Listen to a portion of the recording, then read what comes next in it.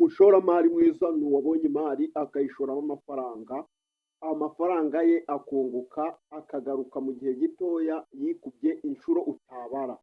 Niyo mpamvu rero barangira iyi mari y'amagi, amagi aboneka ari menshi cyane ku buryo ku cyumweru kimwe ushobora gushora imari ukajya ubona amagi arenga ibihumbi 20 mu cyumweru.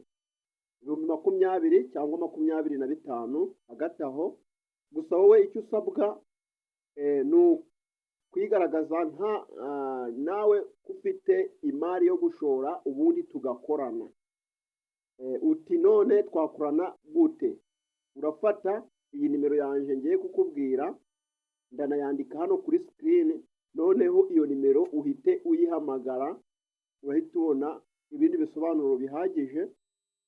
Gusa nanone amagi aboneka urasabwa kuba ufite ubushobozi buhagije bwo kuba wayatwarira rimwe, noneho ibindi tukabivugana muri negosiyasiyo kugira ngo imikoranire yacu ikomeze kugenda neza.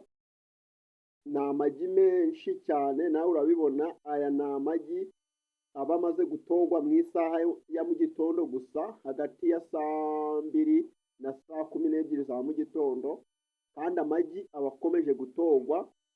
Nawe wakihera amaso, stoke yo iruzuye, ayo washaka yose wayabona. Icyo usabwa wowe ni uguhamagara iyi nimero ngiye kukubwira, ni 0788 19 16 tukumvikana uburyo wabona aya magi, ariko nawe ubishizemo imbaraga, ubundi tugashora imari aho yunguka, tukunguka, tukaba abakire, tugatera imbere.